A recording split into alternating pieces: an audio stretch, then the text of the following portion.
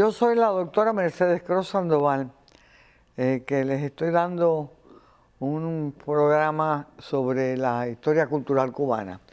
El último día estuve hablando sobre la santería y no pude terminar con el tema porque la santería es tan importante para entender el proceso cultural cubano. Es la, pudiéramos decir, la síntesis, todo el sincretismo en Cuba. Lo demuestra todo, lo sincrética que es.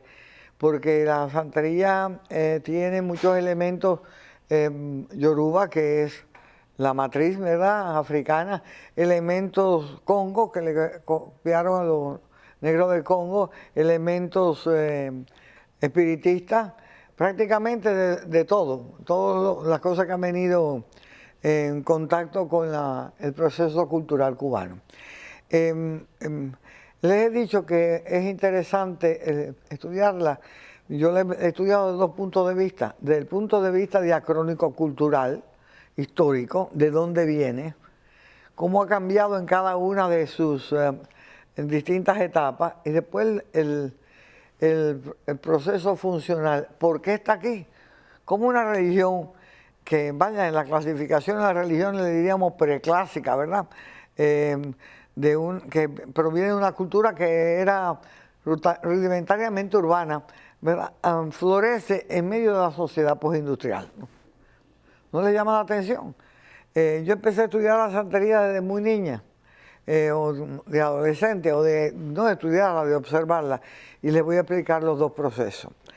En primer lugar, fíjense una cosa, les he dicho que viene del área que se llama Nigeria, ¿verdad?, el estado que ahora se llama Nigeria, que tiene tres áreas ecológicas, los distintos dioses vienen de distintas áreas. Les he dicho que el centro de todo el poder es el poder sobrenatural o H, que es amoral porque se puede usar o manifestar para el bien y para el mal. Como el sol es necesario para que haya cosecha, mucho sol trae como consecuencia sequía. La lluvia es necesaria para que haya también cosecha. Mucha lluvia es terrible porque trae tremendas inundaciones. De esa forma es que entienden los yoruba como el poder sobrenatural. Les dije que el poder sobrenatural está donde quieras, se llama Che, pero que está concentrado en mayor dosis en el Ser Supremo, o los Dumare, o Lorum, o Lofin, y después en las deidades menores, que son los orishas, ¿verdad?, Changó, Yemayá, Oshun, y después en los muertos, ¿no?, los antepasados. Que en Cuba el culto a los muertos era bastante importante. Quiero decir que no era un culto tan definido como por ejemplo entre los romanos, pero había extractos de esas creencias. Ahora pónganse a pensar, yo me acuerdo que en Cuba tú entrabas muchas veces a la casa de un guajiro y te encontrabas frente a la puerta un retrato grande de una persona que tenía cara de estar muerto. Vaya, estaba todo desteñida y tenía abajo unas flores de plástico, no sé qué. ¿Quién es este? Bueno, pues el abuelo. ¿Y por qué está en la puerta? Porque lo tenían ahí como protector de la casa, protector de los lechones, protector de los niños. O sea, había un cierto culto o creencia de que los muertos protegían a sus descendientes, ¿no?, y que eran importantes. Bueno, pues en Cuba, cuando vienen las ideas de Allan Kardec, que ya le dije que era una mezcla de las creencias evolucionistas de Darwin con las ideas de la karma hindú, ¿verdad?, eso hizo furor. Los libros de Allan Kardec, yo todos me los he leído, muy interesante, por cierto, porque explica muchas cosas de una manera bastante lúcida. En Brasil, como yo le he dicho a ustedes, tiene una evolución religiosa parecidísima a la cubana, ¿verdad?, con el candomblé. Ahora resulta que en Brasil el kardecianismo también es muy importante y ha impactado también a las creencias afrobrasileras. Bueno, veamos, para empezar, por qué esta religión se arraiga y por qué está siendo aquí, ¿verdad?, en el siglo XXI. Yo la primera vez que me puse en contacto con la santería fue cuando mi familia se mudó para Guantánamo. Quiero hacerles ver que la santería originalmente, donde fuerte ha sido en La Habana y en Matanzas, que era donde estaban asentados una gran población de esclavos de origen yoruba. Fue llevada, por ejemplo, Oriente, al área donde yo soy, bastante tarde, a principios del siglo XX, por un santero que se llamaba Reinero, que fue a Santiago de Cuba y convirtió mucha gente a esta religión. ¿Por qué se convirtieron? ¿Y qué otra cosa había en vez? Pues digamos, la evolución de estas religiones, hubieron individuos que fundaron, ¿cómo se llama? La regla de 8 y la regla de Lucumí. La regla de 8, la regla de Lucumí y también la regla de Ifá, la de los babalaos. Para empezar, veamos dos cosas que son importantes, ¿verdad? Para entender el proceso de la santería, que es interesantísimo. El dios más popular en Cuba, que creo yo más popular, es el dios del trueno, que es Changó. Se usan en Cuba los instrumentos de percusión de los 3 tambores que él usa, que son los tambores batá, que en el África se usa nada más en cosas concernientes o en situaciones concernientes al rey de Oyó, ¿verdad? Que es un descendiente de Changó. Yo le dije a ustedes que Changó existió, fue el cuarto a la fin de Oyo, existió en el siglo XVI, XVII, por ahí, y que cuando murió, su gente, los seguidores lo deificaron y él reemplazó a un dios del trueno original, se llamaba Yacuta, el tirador de piedra, las piedras estas que causan el rayo, y él se convierte en Yacuta y lo reemplaza, ¿verdad? Fíjense que esto es importante. Oyo duró del siglo, la primera gran ciudad de allá fue Ileife, la Roma Lucumí, pero para el siglo XV o XVI ya Ileife había decaído un poco, y quienes van a surgir allí, va a ser el imperio de Oyo, que estaba hacia el norte, en la sabana. Ese imperio se va prácticamente a disolver en el siglo XIX, trayendo consecuencias increíbles a Cuba, sobre todo la presencia de un gran número de esclavos de esa área, ¿verdad? Pero no solamente de esclavos, no, de esclavos que habían sido personas prominentes en Oyó, porque al Oyó caer, pues la gente más importante fueron víctimas de la esclavitud.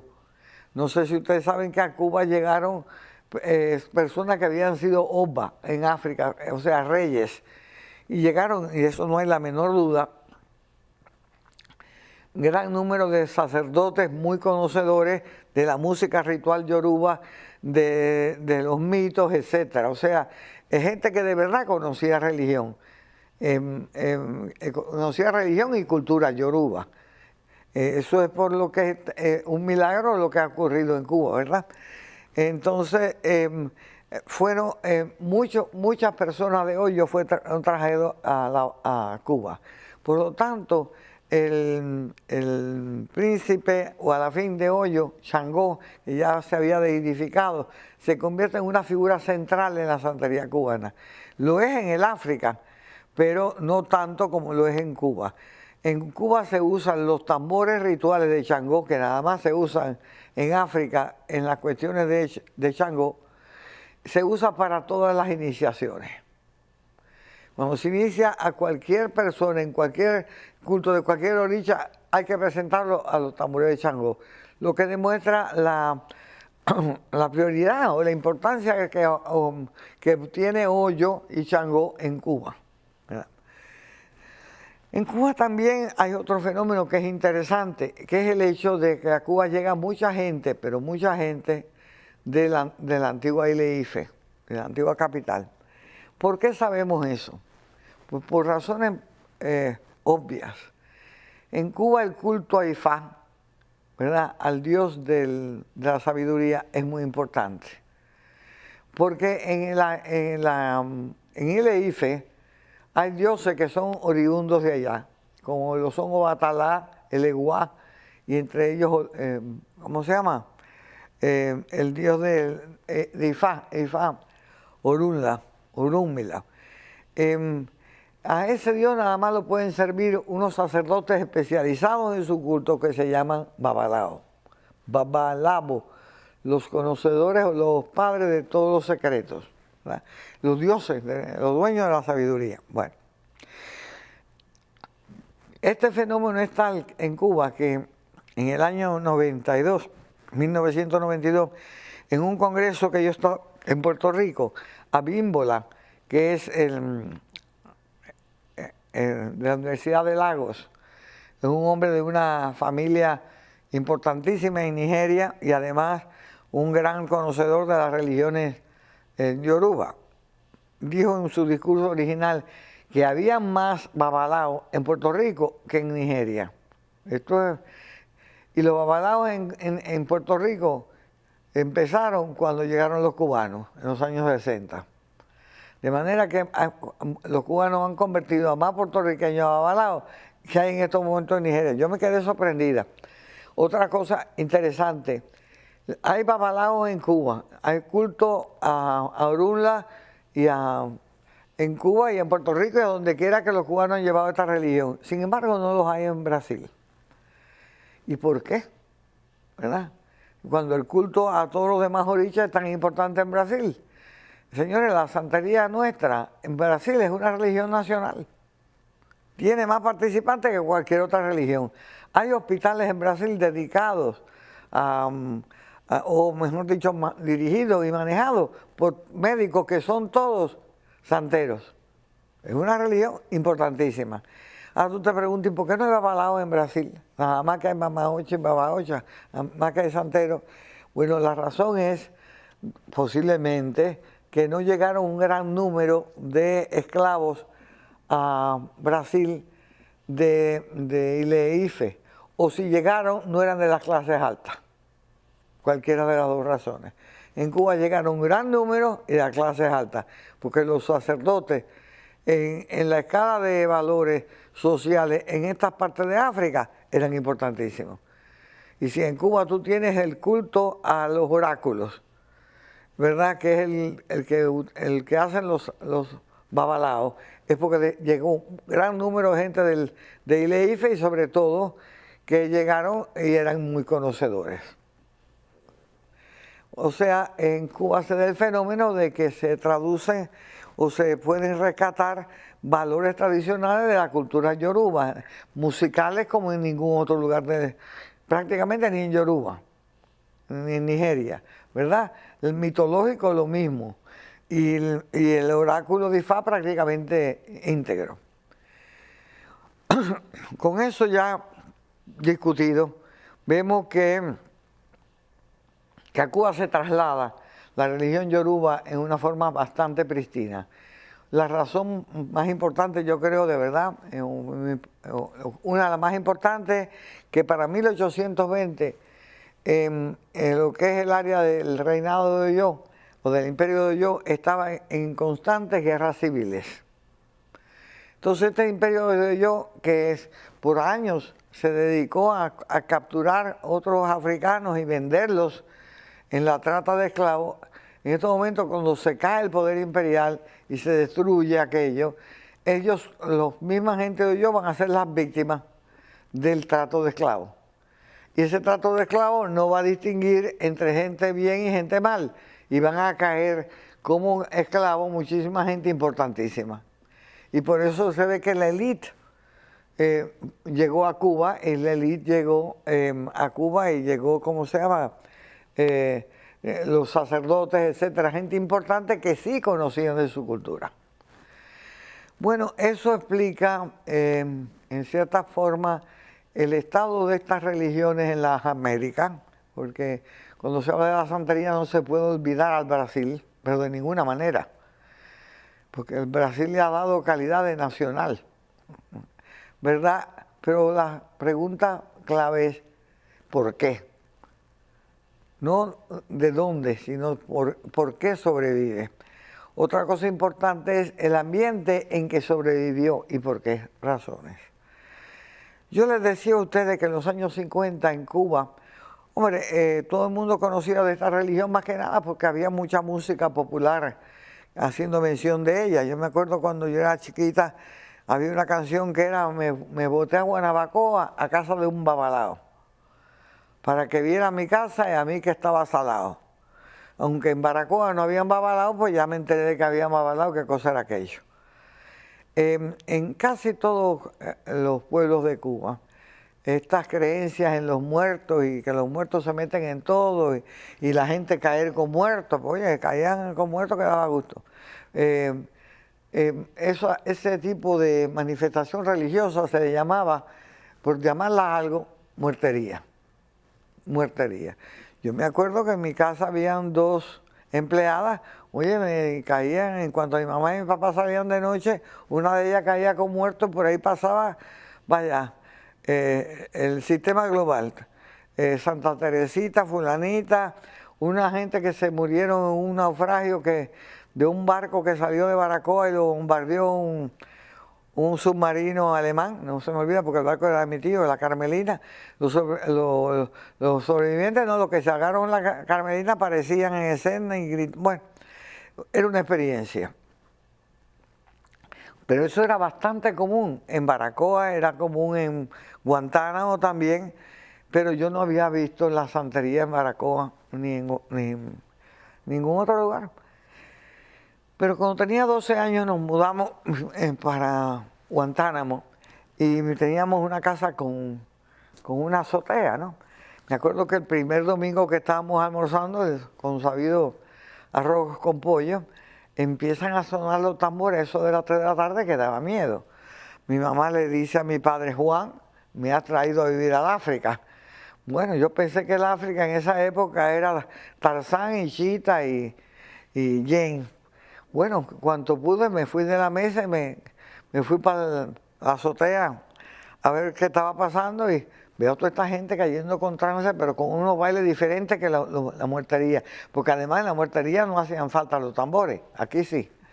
Bueno, figúrate, eso era casi todos los domingos. Ni al cine iba yo estaba encaramada allí que eso daba gusto. Resulta que mi padre me enseñó a preparar cohetes, esos cohetes que uno lo tira y suena. Vaya, que son inocuos. Y en una de esas se me ocurrió tirar unos cohetes y bueno, ¿para qué fue aquello? Una que estaba ahí y bien hecha, porque yo de atrevida hice una cosa así. Cogió y me echó una maldición y al otro día estaba yo que no podía ni caminar. Mi papá, que era médico, me examinó y dijo, esta no tiene nada. Pero mi mamá, chico, pero mira, si no puede prácticamente ni subir la escalerita, no sé qué, no sé cuánto. Bueno, una de las señoras que limpiaba mi casa era de esposa de uno de los que vivía atrás en esa cuartería. Y me dice, oye, ¿tú crees en la brujería? Dije, no. Dice, pero ¿tú crees que si te han hecho brujería, hay que usar brujería? Dije, ah, sí. Esa es la ambigüedad nuestra, ¿no? Bueno, pues vamos. Agarra y me lleva por allá por Máximo Gómez Norte, que era donde pasaron todo. Bueno, y había una mata de ceiba y unas mujeres con unos turbantes. Y cuando yo llegué, cantaron unas cosas, le arrancó la cabeza un pollo que tenía en la mano y me le echó la sangre en la cabeza. Yo no lo esperaba, ¿no? Francamente, el susto que me di, salí corriendo. No me hizo falta más nada, ya yo no iba a quedar inválida ni cosa que le parezca. Y ahí ya empezó el interés por este tipo de manifestaciones religiosas. Es que me intrigaba esta cosa mística de los cubanos. En Baracoa era el brete de que si salía la luz de Yara, y la luz de Yara era el alma de Atuey, el indio rebelde que vino de Haití para fomentar la sublevación contra los españoles, que salía por las noches y navegaba una luz grandísima así por encima de Ensenada, del río Miel, y llegaba al medio del mar. Posiblemente eran, decía mi padre, que eran animalitos fosforescentes que viven en el mar, que son microscópicos. Pero donde quiera había un cuento de una cosa de estas raras. El otro viene mi tío y dice que cuando venía del campo de no sé qué, no sé cuánto, un espíritu se le plantó delante y la yegua casi lo tumba. O sea que había que lidiar con estos elementos sobrenaturales, ¿no? y me invitan a un violín, un parochún. Un violín era que tenían la imagen de la Virgen de la Caridad y con miel y no sé cuántas cosas más, y después venía un violinista y le tocaba la música predilecta de ella. Experiencia que quizás una persona de la clase media de Cuba no tuvo en otros lugares, ¿verdad?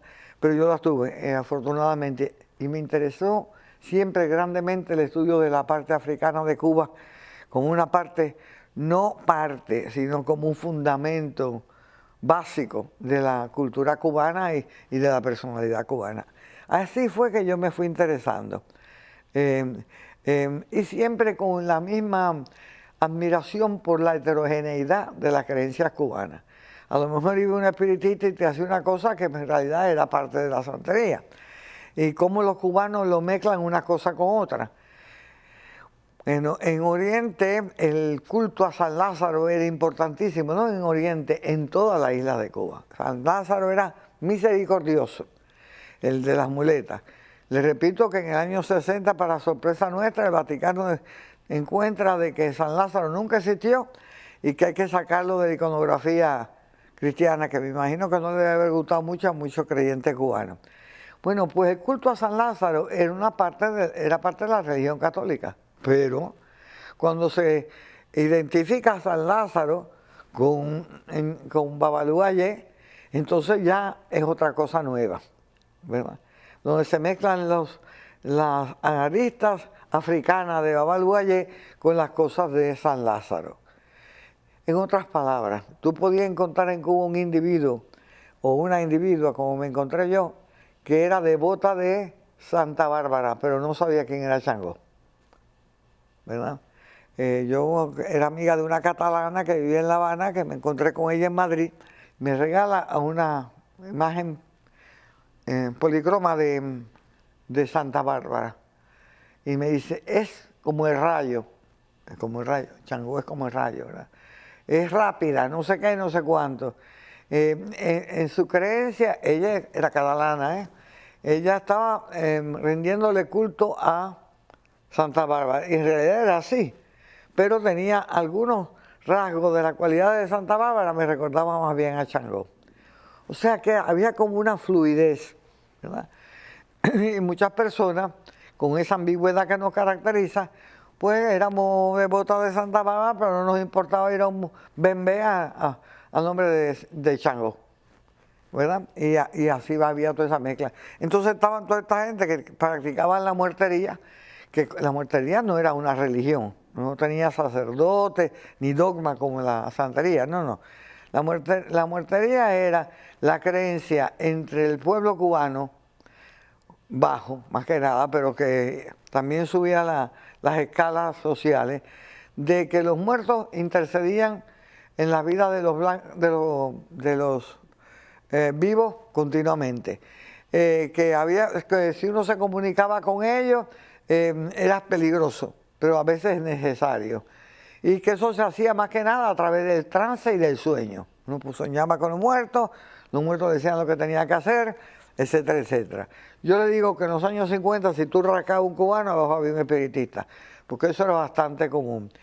Inclusive nuestro apóstol tuvo creencias muy profundas con respecto había leído muy profundamente a los teosofistas y a Kardec. En otras palabras, había muchas personas en Cuba que no creían que la Iglesia Católica tenía el monopolio de los contactos con lo sobrenatural y se tiraban por todas estas otras arenas. Y sobre todo, los cubanos, como muy acomodados que somos y muy pragmatistas que somos, místicos pragmatistas, ¿verdad? No nos importa explorar otras áreas si nos dan poder.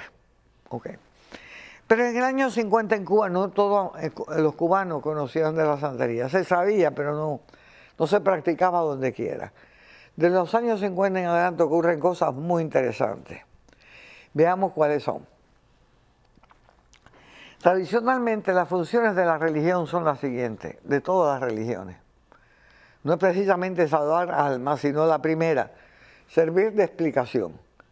Servir de explicación a un grupo humano de cosas que no tienen explicación, ¿verdad? En el pasado, pues la religión tenía que ocuparse prácticamente de explicar fenómenos naturales, por qué sale el sol por la mañana, por qué se oculta por la noche. Ya cuando la cultura adquiere conocimiento pragmático de esos fenómenos, pues la religión pierde espacio, ¿verdad? O sea, siempre está en eso a la defensiva. Segunda función de la religión, ser un sistema moral, ¿verdad? Decir qué es lo correcto contra lo que no es correcto. Últimamente en esta sociedad hemos jugado el jueguito de quitar la moral, el respaldo del sobrenatural, y no nos está yendo muy bien. Les voy a explicar por qué, porque la moralidad secular no ha triunfado, ¿verdad? Las barbaridades que se ven hace pensar que sin la presencia o la creencia o el temor, muchas conductas morales, y uso la palabra moral en el sentido nítido de la palabra. El moral es una conducta que es socialmente, ¿verdad?, beneficiosa. No estoy hablando de la moral, como lo ven alguna gente, de que el que pierde la virginidad no tiene moral. Eso es tontería. De que la homosexualidad es un pecado. Eso es una barbaridad. No, yo estoy hablando de moral en el sentido de que matar a alguien en cualquier lugar es malo. Torturar es malo. Raptar a alguien es malo. ¿Por qué? Porque es antisocial. Robar es malo. Divulgar información mentirosa es malo. Eso es lo que es moral. Del sentido social de la palabra moral, que es el sentido griego de la palabra moral. Bueno, pues en cuestión de la religión, ¿cómo se llama? En los años 50 en Cuba, pues había una gran heterogeneidad de prácticas religiosas. Y mucha gente practicaba 2 y 3 cosas al mismo tiempo. Eran espiritistas, santeros y católicos encantados de la vida. Y oye, y una cosa no quitaba la otra, ¿verdad? Y les digo que la santería se presta porque la santería acoge a la gente, aunque tengan otras creencias religiosas, porque para ellos, mientras más, mejor. Bueno, y ellos acogen otras deidades y cuantas cosas hay. Ahora me encuentro yo que hay algunos santeros que hasta están mirando la posibilidad de adquirir potencias chinas, porque los chinos están cogiendo un auge enorme. La verdad es que si las cosas siguen como van, hasta yo me hago de la religión china, porque estoy bromeando. Pero quiero decir, ellos serían amenos a buscar concursos sobrenaturales chinos, si eso les da acceso a un poco de poder o maestría. Así que ya le dije que la segunda función de la religión es moral, qué es lo correcto socialmente y qué es lo incorrecto. Hombre, yo me acuerdo que había una cocinera en mi casa que me tenía mi tiesa. Si había un postre muy sabroso y ella pensaba que se iba a acabar y no iba a llegar a ella, muy bien pensado, me decía, oye, deja algo para las ánimas. Las ánimas son las almas del cementerio. Oye, después de esa amenaza yo le dejaba casi el postre completo, no fueran a hacer que las muertos me fueran a salir por la noche. O me decía siempre, a la madre no se le puede alzar la voz, ni la mano muchísimo menos. Ojalá enseñaran eso en este país por tu madre. A mi mamá yo no le alcé la voz, y la mano, por Dios. Si tenía una clase de agilidad, que cualquier cosa que tú le dijeras te daba un galletazo, ella no había leído la psicología americana, ¿no? Pero estoy bromeando. Lo que les quiero decir, eso es una función de la religión. Y yo, a pesar de que no soy ninguna devota, creo que es importante la sanción sobrenatural sobre cierto tipo de conductas, porque la verdad es que ahora se nos ha ido la mano, ¿verdad? Fíjense que nosotros venimos de un sistema religioso que siempre decía honrar a padre y madre, no honrar a los niños. Y ahora resulta que estamos bajo un sistema pseudocientífico, ¿verdad? Que dice que los padres vienen a este mundo para apoyar a los muchachos. Estoy haciendo comentarios muy poco apropiados, pero en mi opinión muy importantes. Anyway, la tercera función de la religión, en cualquier religión del mundo, ¿verdad? Es seguir como un sistema de apoyo social. Ustedes saben muy bien que yo estoy en la misa, un servicio religioso, estamos nosotros los creyentes, y afuera están la gente que no es creyente, que bueno, no son igual que yo. Entre nosotros nos apoyamos, sobre todo en las iglesias protestantes, donde después del servicio religioso tienen una hora para tomar café, conversar. O sea que da un sentimiento de identidad, de apoyo social. En la santería eso es muy importante. Todas las personas que son iniciadas en esta religión por el mismo padrino, el padrino es el sacerdote que sirve para iniciar a una persona, y la iniciación en la santería no es el bautizo, es el paso previo a entrar en el sacerdocio. Bueno, pues la persona, ¿cómo se llama? Que cuando se va a iniciar, ¿verdad? Con el padrino ha iniciado a otra gente, a muchas otras gente, sobre todo si es un sacerdote agradable y que cae bien. Bueno, pues cuando a ti te inician con ese padrino, toda la gente iniciada por ese padrino son familiares tuyos, como si fueran tus hermanos. Ellos se supone que te apoyen si tú tienes problemas, que te den ayuda, que te ayuden a buscar trabajo, en todos los sentidos. Chicos, yo me sentía de lo más bien en casa de mi padrino. Yo, en el año 74 me dieron los collares. Nunca me inicié en la religión porque no soy muy creyente en nada y no quiero ofender a nadie. Le tengo respeto a todos los que practican esta religión y no me voy a meter nada más que para escudriñar. Eso me parece un espionaje, no un acto religioso. De manera que yo participo en las cosas que yo puedo participar como persona que tiene los collares, pero no me inicié. Bueno, pues todo el que fue iniciado por ese gran maestro Abelardo Hernández está emparentado conmigo. Y yo me sentía también, porque yo iba a casa de Abelardo por lo menos una vez en semana. Y, óyeme, ¿cómo se manifestaba el sistema de apoyo? Bueno, resulta que él tenía el techo lleno de hoyos y aquello era una regadera. Y se lo comento a mi padrino, a Abelardo, me dice, chica, no llames así, esa gente cobra una fortuna. Espérate que yo tengo un ahijado que es techero y te va a arreglar el techo. Así fue. Otra vez necesitaba una cerca. No vaya a los Yellow Pages. Yo tengo un ahijado. O sea que era como una familia fictiva, una familia extendida, una familia que te daba mucho apoyo porque los viernes generalmente había matanzas de animales, ¿no? Que se le iban a dar a los orichas. Todo el mundo iba allí para quitar la pluma a los animales, no sé qué, no sé cuánto. El sábado preparábamos la comida, el domingo había un banquete. Pues personas que están aisladas en una sociedad que se presta tanto al aislamiento, al sentirse uno solo, abandonado, te metes en casa de tu padrino y lo que tienes es una especie de un club de gente que te dice lo bonita que luzca, aunque luzca como un estropajo, que te apoyan en sentido económico, social. Es un gran club, es una familia fictiva. Esa es una de las razones por las que ha triunfado esta religión. Otra de las funciones de la religión es servir de sistema de salud. Ustedes saben que los primeros médicos eran los brujos. Los que inventaron las medicinas, eso fueron gente que se empezaron a experimentar. Calculo que habrá matado muchísima gente por usar recetas que eran nocivas. Pero por ahí empieza más o menos el estudio de la medicina, ¿verdad?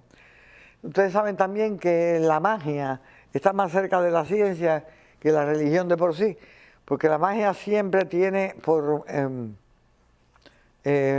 objetivo cuestiones pragmáticas y por lo tanto siempre se está buscando causa y efecto. Eso lo explicaré en un momento. Pero bueno, yo sé que esta religión en Cuba tuvo mucho éxito por la parte médica. En el siglo XIX prácticamente no habían servicios médicos para la gente. Y los médicos que habían, francamente, no conocían mucho la medicina. La medicina moderna es del siglo XIX para adelante, y cuidado, ¿verdad? Después de Pasteur, empieza el conocimiento de los gérmenes, de evitar las enfermedades, todo ese tipo de cosas. Entonces, si tú en el siglo XIX tenías un hijo y estaba enfermo y no había médico, o el médico no daba pie con bola, entonces alguien te podía decir simplemente, oye, yo no creo en la brujería, pero hay un brujo por mi barrio que ha curado a no sé quién. ¿Tú quieres probarlo? Y nosotros los cubanos, con esa filosofía tan nuestra de por si acaso, ¿verdad? No tengo nada que perder, ¿por qué no? Voy y pruebo. Si la persona se salvaba, bueno, pues yo por lo menos le iba a coger respeto a ese individuo y a su creencia. Y se la iba a proteger y no permitir que se la atacaran. Y así va penetrando. La población blanca se va metiendo en la santería más que nada por cuestiones de salud. Eso no tengo la menor duda. ¿Okay? Eso es importante. Mi padre era médico y fue a trabajar a Baracoa Oriente. Me imagino que para el año 23 o 24. Baracoa era un pueblo dicen que había 20 y pico mil personas, yo nada más que vi como 5.000, pero bueno. Dice papá que uno de los problemas que había era que había un hombre que le decían Felipe la hechicera, porque era medio amanerado y que había tenido, parece que algún éxito con la plaga de tifus. Bueno, papá era un hombre muy curioso. Es la única forma que tú tienes de averiguar cosas, ¿no? Y empezó a interesarse para ver qué es lo que hacía Felipe la hechicera. Bueno, pues Felipe la hechicera le hacía a la gente unos batidos de ajonjolí. Oye esto. Generalmente los médicos, cuando la persona tenía tifus, con esas diarreas terribles, lo ponían en dieta, nada más que tomaban agua. Esto le metía una clase de horchata de ajonjolí, que me imagino que tendrían dos resultados: o lo mataba inmediatamente o los nutría. Y es posible que aquellos que lo nutrían pues se salvaban y él tenía muchísima fama. Pero bueno, lo que quiero decir es que esa fue una forma de ganarse seguidores en el pueblo bajo y en el pueblo de clase media, porque la gente cuando está desesperada con un hijo enfermo busca a cualquiera. El problema de la salud. Ya cuando empieza la República en el siglo XIX, digo XX, ¿verdad? Cambia la cosa. No sé si saben que Cuba es el primer país del mundo que tiene un ministerio de salubridad, ¿verdad? Esa fama que tiene Castro de haber cambiado el rumbo de la medicina en Cuba, no, espérate un momentico. Cuba tenía tremendo sistema de salud en el año 59. Lo que no había logrado penetrar era el campo, por aislamiento, ¿eh? Muchas partes del campo no tenían servicios médicos. Pero uno tiene en cuenta de que en Cuba, la República empieza en 1902 y prácticamente acaba en el 52, que ha durado muchísimo menos que el dichoso sistema este, se da cuenta de los grandes adelantos que conllevó la República. Cuba tenía el presupuesto más alto para educación y para salud, de acuerdo con habitantes, de cualquier país fuera de 2 en el mundo. ¿Okay? Y tenía un ministerio de salubridad que todavía no lo tienen ni los Estados Unidos, que tuvo un impacto enorme. En el último año de la Escuela de Medicina se lo pasaba a la gente, los estudiantes de medicina, en los barrios pobres, enseñando a la gente a hervir la leche, hervir el agua, quitar las alcantarillas, cegar los pantanos, o sea, medicina preventiva. Y por ello tenía Cuba menos mortalidad infantil que parte de los Estados Unidos, sobre todo del sur. Pero les digo esto para que ustedes tengan en cuenta que casi todos los problemas culturales tienen muchos factores y que para estudiar historia cultural tú tienes que usar todas las disciplinas, ¿verdad? Aún la epidemiología si es necesaria. Bueno, pues ese fue un factor muy importante de que la santería ganara seguidores. Después que viene la República, ¿no? y había mucho más acceso a la medicina, sobre todo a las personas que vivían en áreas urbanas, que es el 60 y pico% de la población. Pueblos, ¿verdad? Pues entonces, ¿qué pasa? Que como viene en los pueblos, pues habían hospitales municipales. En las ciudades capitales, como el Hospital Provincial en Santiago de Cuba. Después, en las ciudades grandes, como La Habana, había emergencias, donde prácticamente cada 10 cuadras o 15 cuadras había una clínica de emergencia. O sea que el acceso a la medicina era bastante fácil, sobre todo porque en Cuba había un sistema de clínicas, y las clínicas empezaron por ser fraternidades españolas, de españoles de la misma área. El grupo asturiano, el centro gallego, empezaron porque eran unos clubes para reunirse de noche, jugar a la baraja, lo que fuera. Después en esos clubes se daban clases de español, de inglés, de mecanografía. Después empezaron a dar servicios de pacientes outpatient, de no hospitalizados, y después muchos de ellos adquirieron quintas. Dense cuenta que usted podía ser socio de una clínica por $2 o $3 al mes. Le daba acceso a todos esos servicios. Por lo tanto, la gente que vivía en las ciudades en Cuba tenían bastante acceso a los servicios médicos. Pero el cubano es complejo, ¿verdad? Queremos ir al médico, pero queremos tener al médico clarito. Y para eso hace falta, según dicen en muchas creencias religiosas, el concurso de los santos, el concurso de los orillas, de quien sea. Entonces, pues vamos al santero para arreglar que el médico vea claro, no se equivoque, que si va a operarme no me abra un hoyo en la cabeza, bueno, lo que sea, para asegurarnos que el concurso sobrenatural va a apoyar al médico, ¿verdad? También me di cuenta, y esto yo investigué durante más de 20 años, trabajando para el Departamento de Psiquiatría, ¿no? ¿Qué factores habían hecho posible que florezca en una sociedad postindustrial como es Miami la santería? Bueno, pues mira, la cantidad de personas que tienen problemas psicosomáticos. Yo con mi gran amigo y mi padrino, Abelardo Hernández, decía, ¿cuáles son las enfermedades que tú curas más fácilmente? Él me decía, chico, todas esas cosas, la seguidilla, la matraquilla.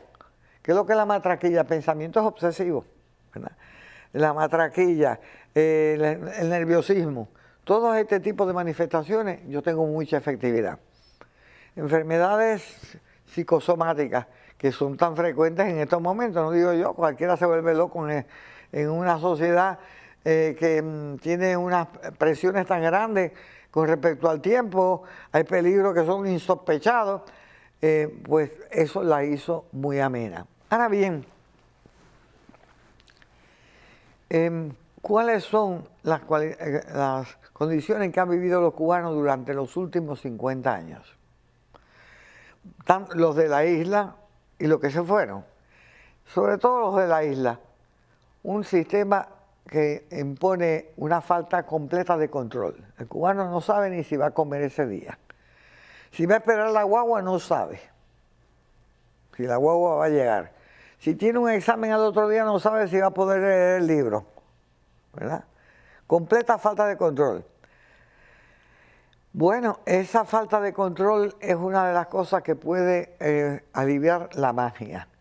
Nosotros vamos a la magia cuando ya no tenemos manera objetiva de atacar un asunto. Y como yo digo a mis estudiantes, tú nada más que mira el horóscopo, porque si coges y la novia se pelea contigo, tienes un choque y tienes un problema de plomería, oye, búscate un babalao porque la cosa está muy mala. Siempre acudimos a la magia en falta de control. Y lo que ha sido la experiencia cubana en los últimos 50 años ha sido absoluta falta de control. Yo me estoy bromeando con esto, pero bueno, yo era muy amiga de una santera mulata china que vivía en la pequeña Habana, y un día estoy en su casa y me dice el hijo de ella, un chino cubano de lo más gracioso, tengo que hacerle la caridad. Voy para adentro, me tira los caracoles y me dice, bueno, 2 o 3 cosas, pero entre ellas que tenía un problema por una mujer que yo estaba obcecada, mi hermana que no podía salir de Cuba. Bueno, entonces me dijo que cogiera un melón y se lo hiciera a dedicara a Yemayá, le pusiera el nombre de mi hermana en el melón y lo tirara al agua.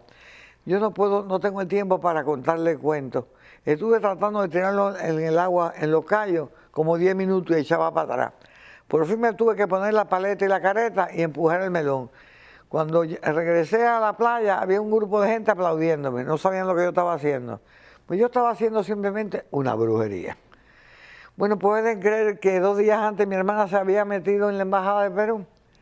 Y cuando le hago el cuento ese a ella, cuando llegó de Cuba, dice, no te preocupes, Merce, que yo había tirado unos pasticos pequineses, que una santera me dijo que si los tiraba por el malecón y si volaban en dirección a Miami, yo llegaba. Bueno, pues entre el melón y los pasticos pequineses llegó. Estoy bromeando, pero en situaciones de falta de control, la magia es un alivio. Y no ha habido una situación de mayor falta de control que la que hemos tenido los cubanos en los últimos 50 años. 2 factores más y rápido. La santería es una religión amoral, en el sentido de que no juzga a la gente por sus actividades sexuales. Y es una religión material en el sentido de que no está tan preocupada en el otro mundo, sino en resolver problemas reales de ahora.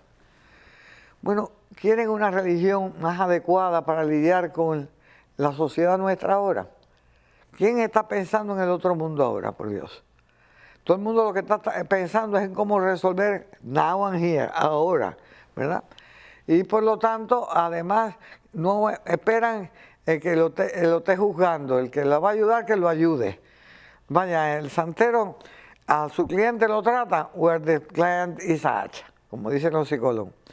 De manera que eso explica la popularidad que ha tenido y el éxito que va teniendo entre personas, sobre todo los inmigrantes en grandes ciudades como esta, que están alienados, no tienen ningún control, no saben cómo resolver problemas y por lo menos se meten en estos grupos y estos grupos le dan apoyo, ¿verdad? Y le dan apoyo, le dan compañía, le dan consejos y le dan medios mágicos para lidiar con los problemas cotidianos. Así que con eso termino esta charla. Vuelvo a decirles, espero que los orichas los protejan y muchachos, yo soy Mercedes Cruz Sandoval y les he estado explicando en 2 programas la santería afrocubana y sus consecuencias en la cultura cubana.